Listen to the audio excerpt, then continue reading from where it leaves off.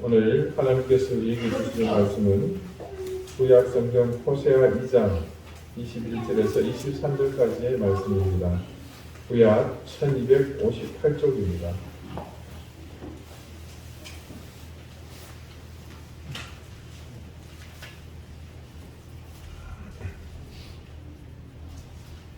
호세아 2장 21절에서 23절까지의 말씀을 제가 읽겠습니다.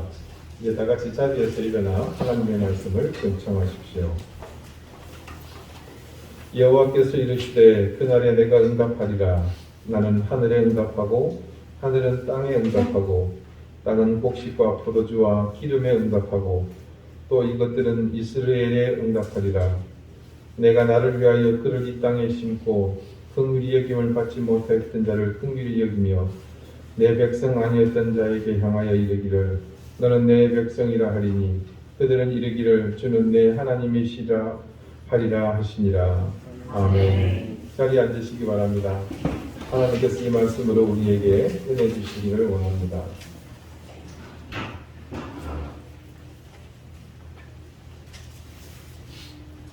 지난주 하나님은 바람이 나서 집을 나간 아주 음탕하게 부정을 저지른 예전에 결혼했으나 가정을 파탄내고 도망간 여인을 바람이 났고 음탕하고 부정을 저지르고 가정을 파탄내고 어떤 많은 흠이 있죠. 그런 여인을 다시 아내로 맞아 장가 되시겠다는 약속을 하셨습니다. 그리고 그 약속은 실로 무게가 엄청나게 실린 굳건한 하나님의 의지라는 것이 여러 증거를 통해 드러났습니다. 자, 기억을 더듬어 봅시다. 그렇게 하나님께서 말도 안 되는 결혼을 하시는 목적이 어디에 있었습니까? 이유는 하나, 사랑하시기 위해서였습니다.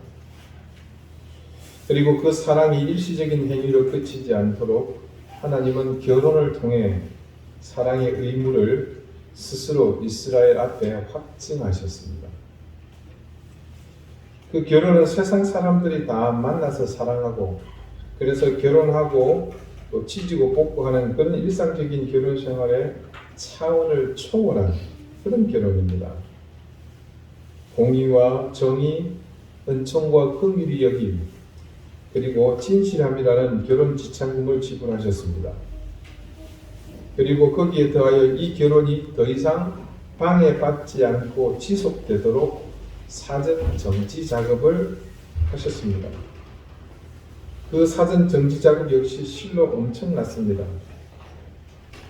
신락을 한 이후 인간이 운명적으로 맞아야 했던 모든 결핍과 한계를 무너뜨리시겠다는 의지를 담고 있는 것이었습니다. 그리고 그런 하나님의 의지는 구체화되어서 우리 가운데 나타난 바 되었는데 그것이 곧 아기 예수의 오심, 하나님이 그 모습, 인간이 되신 것으로 이 땅에 심어졌습니다. 도대체 왜 하나님은 이런 말도 안 되는 결혼을 통해 자신을 사정없이 무참히 그렇게 낮추시고 비하하신 것일까요? 하나님은 그 이유를 선지자 이사야를 통해 이렇게 말씀하셨습니다. 이사야 43장 18절부터 21절까지의 말씀에 증거하고 있는 그런 내용입니다. 너희는 이전 일을 기억하지 말며 옛날 일을 생각하지 말라. 보라, 내가 새 일을 행하리니 이제 나타낼 것이라.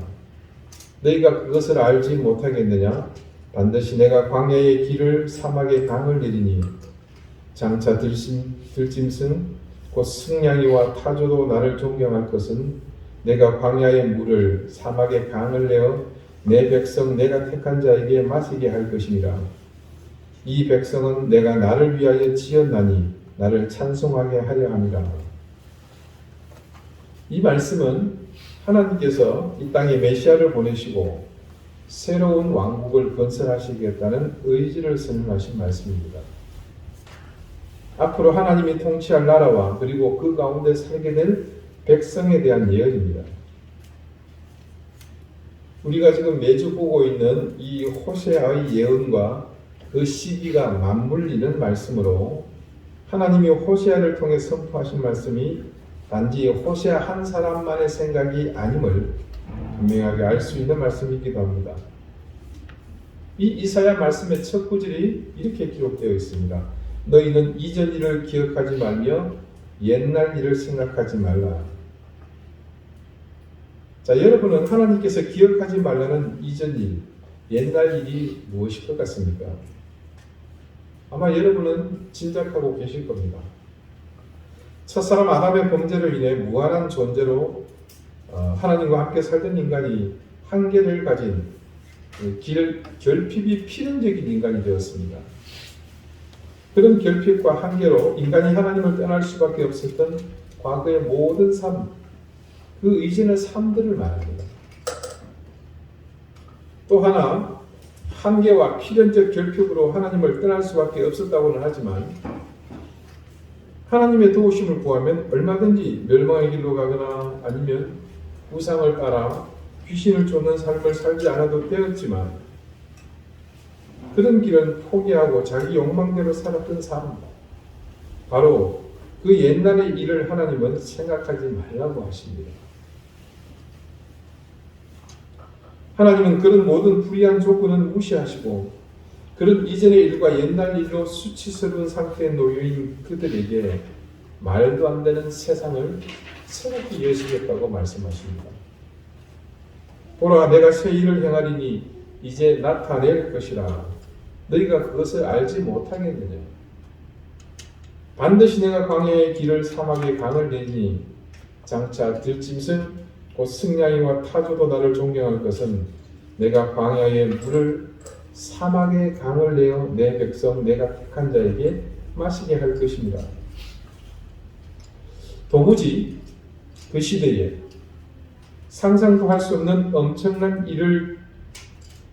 죄를 범한 그들, 수치스럽고 타락한 그들에게 이루시겠다는 약속을 이렇게 하셨습니다. 광야의 길을 내고 사막의 강을 내는 일, 그게 현대는 가능합니다. 현재는 그런 일이 비일비재하죠.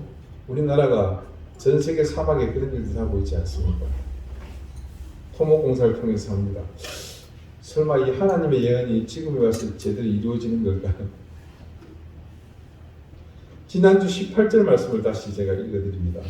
그날에는 내가 그들을 위하여 들짐승과 공중의 새와 땅의 곤충과 더불어 언약을 맺으며 또 이 땅에서 활과 칼을 꺾어 전쟁을 없이 하고 그들로 평안히 눕게 하리라. 이 말씀과 이사야의 말씀이 괴를 같이 하고 있다는 것을 우리는 단박에 알 수 있습니다.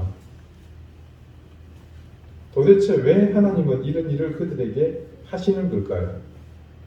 그리고 그때 그 백성들에게만 하신 것이 아니라 지금 이 시대 그리고 우리에게까지 말입니다. 그 대답을 이사야 43장 21절은 이렇게 증거합니다. 이 백성은 내가 나를 위하여 지었나니 나를 찬송하게 하려 함이니라. 이유는 단 한 가지입니다. 하나님이 우리를 지으신 이 목적 때문입니다. 우리를 지으신 이유가 하나님 자신을 위해서라고 말씀하십니다. 하나님 자신을 위한 그 목적, 무슨 목적 때문일까요? 하나님 나라의 일용직 일꾼으로 지으신 걸까요? 아니면 청소부? 아니면 천국이 이렇게 아름답다고 하는데 그 천국을 가꿀 천국 관리 요원으로 직원으로 지으신 걸까요? 인류의 역사를 통틀어서 이 지구상에 존재했던 모든 인간의 전 생애를 모두 통틀어도 어떤 인생을 막론하고 그 모든 삶에서 하나님의 그런 의도는 전혀 찾아볼 수 없습니다.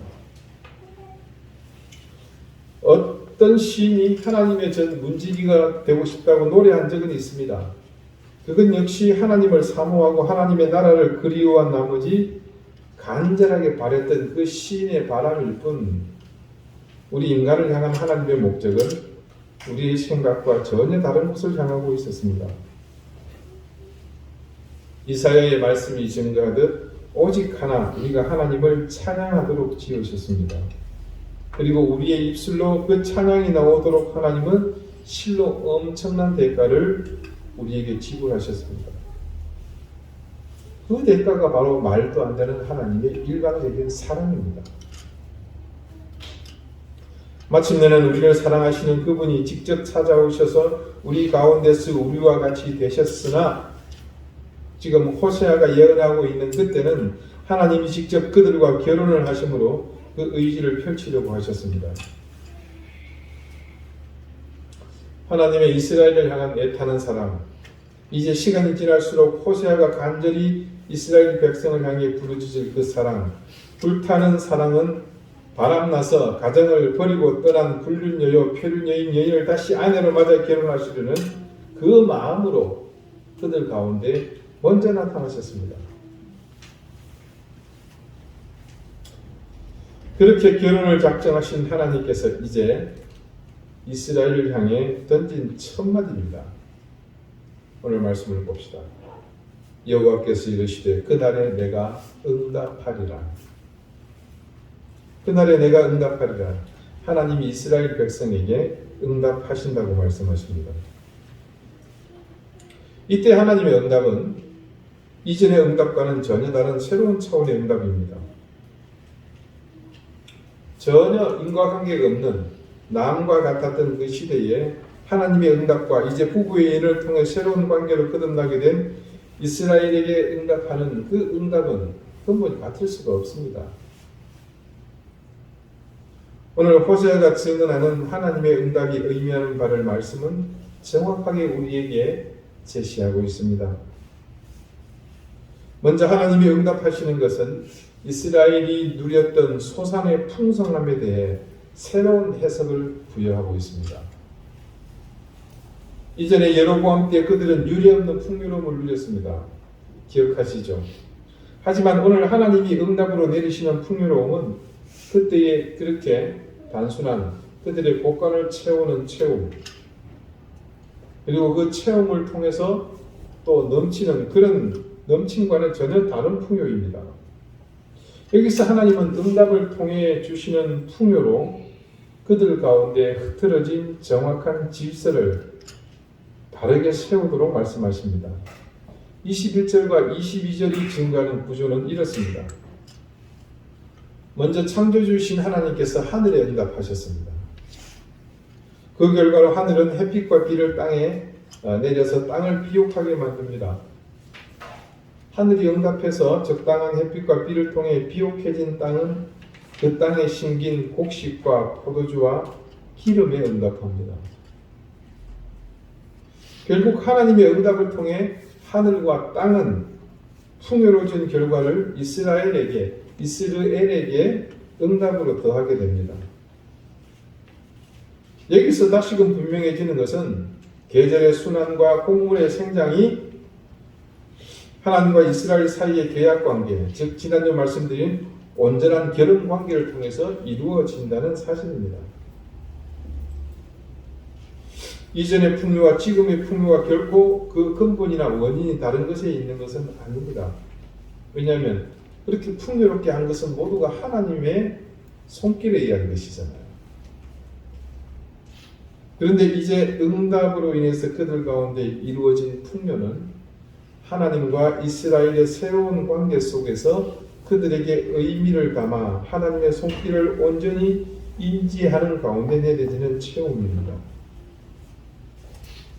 이때 풍요는 지난주 말씀과 같이 신락원했던 인간이 근본적으로 새롭게 부여된 한계와 결핍을 채우는 그런 풍요로 전혀 다른 가치로의 전환이 일어나게 된 셈입니다. 그래서 이전의 풍요는 어떤 것들입니까? 육적인 만족을 채우는 거잖아요. 욕망을 채우는 것에 불과했죠. 그들은 그래서 자신의 육적 만족을 주는 대상으로 생각했던 바알에게 감사의 제사를 지내지 않았습니까? 그럴 수밖에 없었던 겁니다.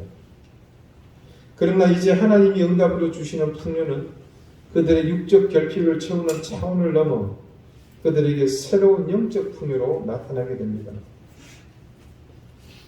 그런 새로운 풍요의 상징이 바로 오늘 말씀에 증거된 하나님의 응답이 풍요로움으로 다다르게 될 최종 목적지 이스라엘입니다.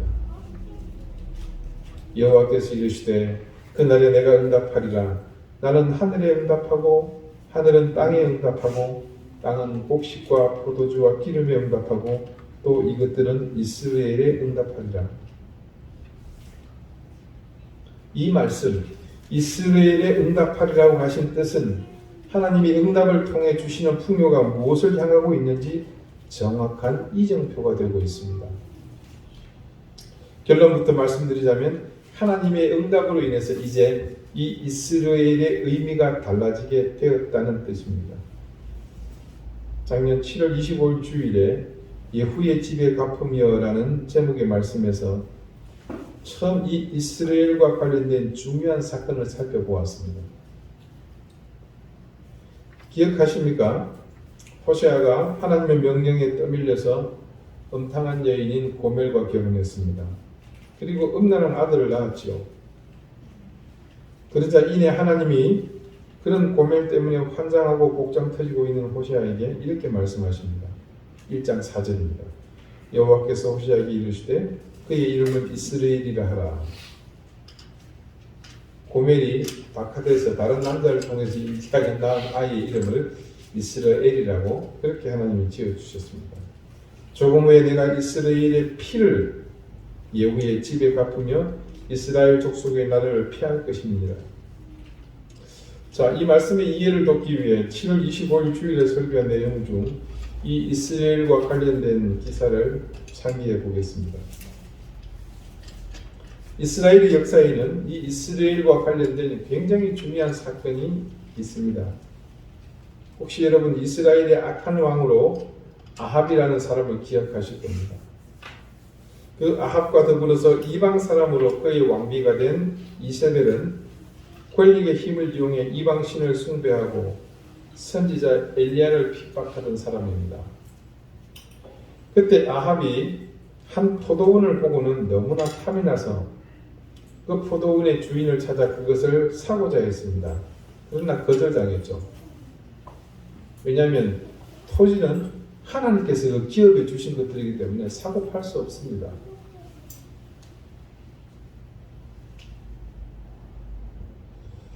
그런 사실 때문에 아합이 힘으로 빼앗지 못하고 고민할 때 여호와의 율법과 상관없이 사는 이 이방 여인 왕비 이세벨이 시장에 거짓 소문을 퍼뜨려서 이 나봇을 죽게 만들고 그리고 포도원을 차지합니다. 그 포도원이 있었던 곳이 바로 이스라엘 평지입니다. 그리고 그 포도원이 잘 보이는 곳에 왕의 행궁이 있었죠. 그 사건이 있고 아합이 죽고 난 뒤 그의 아들 요람이 왕이 되었습니다. 그때 하나님의 선지자 엘리야의 제자인 엘리사 선지자에게 명령이 내려졌습니다. 그 명령의 내용은 뭐냐? 요람의 신하 중 한 사람인 예후에게 기름을 붓고 그를 이스라엘 왕으로 삼겠노라 선언하라고 하셨습니다. 그래서 엘리사의 생들 중 하나가 당시 길랏 라못에 있던 예후에게 가서 느닷없이 그에게 기름을 붓고는 이스라엘의 왕으로 삼노라 이렇게 실제로 선언을 해버립니다. 그러면서 거기에 덧붙여 아합의 집을 쳐서 선지자들의 피와 여호와의 종들의 피를 이세벨에게 갚아주리라고 큰 소리로 선언해버립니다. 이 선포는 앞서 나봇의 포도원을 악독한 방법으로 빼앗은 이세벨의 악행에 대해서 하나님의 선지자 엘리야가 저주한 것이 그대로 성취되는 과정이기도 했습니다. 결국 이 일로 예후는 졸지에 이스라엘이 왕으로 세움을 입게 되었습니다. 이거는 더 이상 물러설 수가 없게 되었잖아요. 포악한 왕이 집권하고 있는 그때 내가 왕이다라고 선포해버렸으니 이건 너 죽고 다 살자지 가만히 있으면 어떻게 됩니까? 역적으로 몰려 지금 죽게 됐잖아요. 이판사판인 거예요.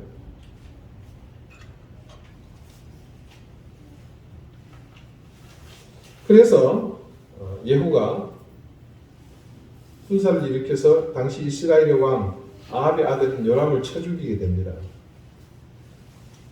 그리고 아직 누가 남아 있습니까? 아합의 아내인 이세벨이 남아 있죠. 그래서 예후가 다시 이스라엘로 가서 이세벨을 찾아갑니다. 이 이세벨 또한 예후가 나타나니까 그 기세에 눌려 이세벨 옆에 있던 내시들이 이 이세벨을 높은 건물의 창밖으로 내어 던집니다. 말씀에는 이세벨의 피가 담과 말에게 튀었다 그렇게 전합니다. 자, 이 모든 과정은 엘리야의 저주대로 그대로 이루어졌습니다. 이렇게 이세벨까지 완전히 제거된 다음 예후는 처음 북이스라엘을 개국한 여로보암의 집안 오므리 가문의 왕조를 몰아내고 역성혁명을 이루게 됩니다.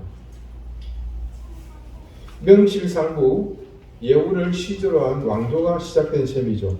그렇게 예후 왕조의 역사가 시작된 단초가 된 곳이 바로 이 이스라엘 평지입니다.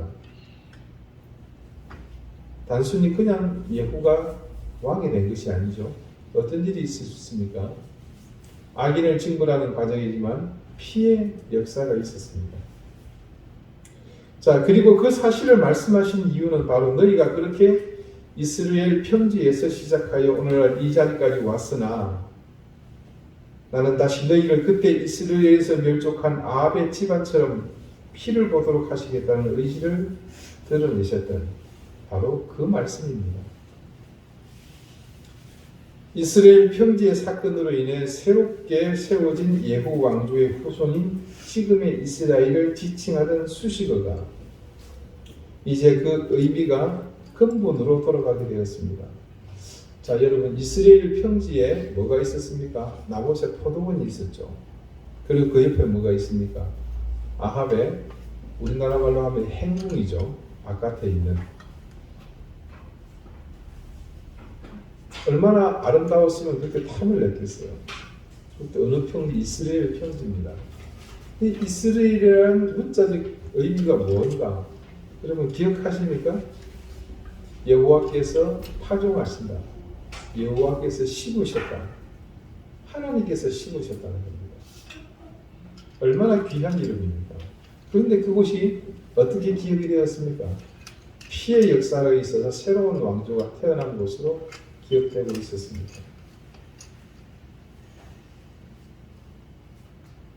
결국 하나님은 결혼이라는 관계 회복을 통해 이스라엘의 의미를 이렇게 새롭게 바꿔버리십니다. 그 이스라엘은 지금 예후 왕조에 의해서 세워진 이스라엘을 지칭하는 이름과 동일시되었습니다. 그러니까 이 예후 왕조의 배경에 있는 것은 뭡니까? 이스라엘의 피였죠. 그런데 하나님은 이스라엘의 피를 갚으시겠다는 의미의 그 장수가 가진 부정적인 의미를 호시아에게 아들에게 주셨지만, 그래서 하나님의 진노를 담아 그 이름을 주셨지만, 이제는 하나님께서 새로운 결혼을 통해 전혀 다른 의미를 주시는데 문자적 의미의 가치를 끄집어내신 겁니다. 그래서 모든 풍요의 근원이 되어 주시겠다는 의미, 여호와께서 풍요롭게 결실할 수밖에 없는 그런 파종을 하시겠다는 의지를 지금 그들에게 선포하시고 있는 겁니다. 피를 심어서 피를 거두게 된 그 저주받은 이전의 일, 옛일을 하나님은 새롭게 생명과 풍요의 근원으로 바꿔주시겠다는 말씀입니다. 여러분, 이런 하나님의 포기하지 않는 의지를 이해하지 못하면 결코 우리는 하나님의 사랑을 이해하지 못합니다. 이해하지 못하면 뭐 어쩌라는 겁니까? 뭐 어쩌긴요. 하나님이 아무리 우리를 사랑한다고 해도 그냥 속이에 경읽기밖에 더 되겠습니까? 속이에 성경 말씀 읽기밖에 더 되겠냐고. 이스라엘도 우리도 모두 하나님의 이런 속마음을 헤아리지 못했기 때문에 그분의 그런 과분한 사랑을 받고도 각기 제 갈 길로 지긋듯 갔던 겁니다. 과연 우리가 하나님의 이런 지독한 사랑의 의지를 바르게 알았다면 우리가 하나님을 사랑하는 것이 이전과 같을 수 있겠습니까? 그분을 향해서 우리가 이렇게 어떻게 지금처럼 아무렇지도 않게 우리 욕심껏 살면서 격가지로 하나님을 대하면서 살 수 있었겠습니까?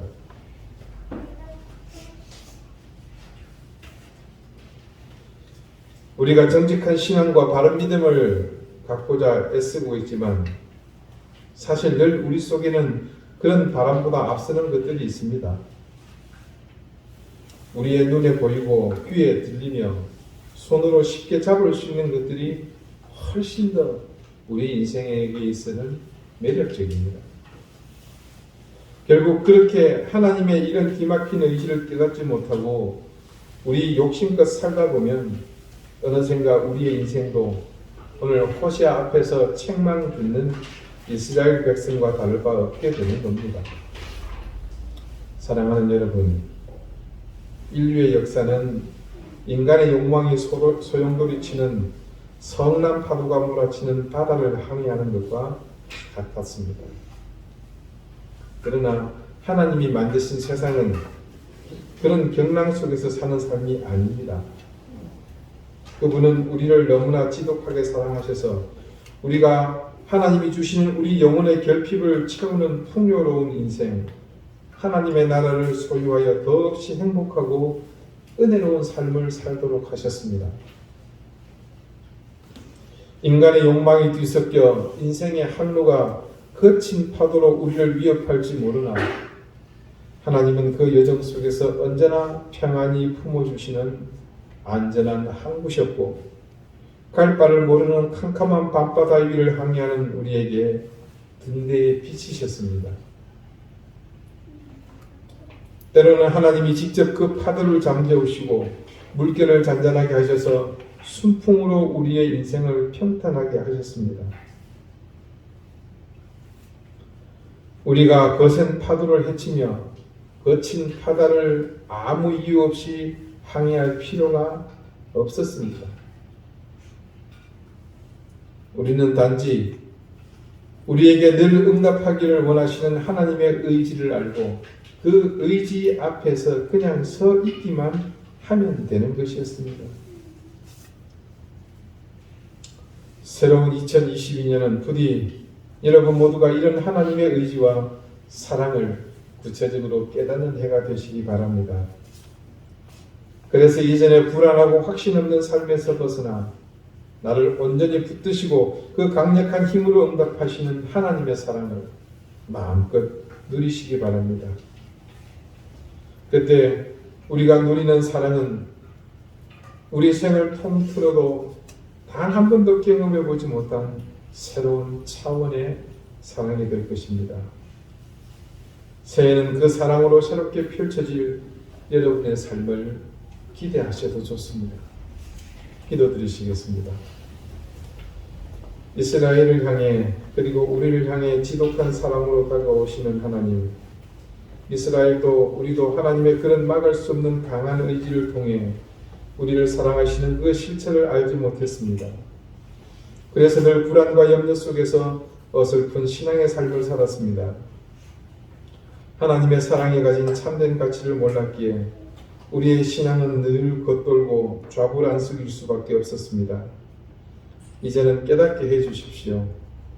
이스라엘을 근본부터 그 운명을 바꾸시는 하나님의 절대적인 능력이 오늘 우리를 근본에서부터 새롭게 변화시킬 풍요로 이끄시는 그 하나님의 응답을 기대하게 해주십시오. 새로운 2022년은 이전의 믿음은 버리고 우리를 지독히 사랑하사 우리의 인생을 이끄시는, 우리를 변화시키시는 그 하나님의 응답을 기다리는 해가 되게 해주십시오. 예수 그리스도 이름으로 기도드립니다. 아멘.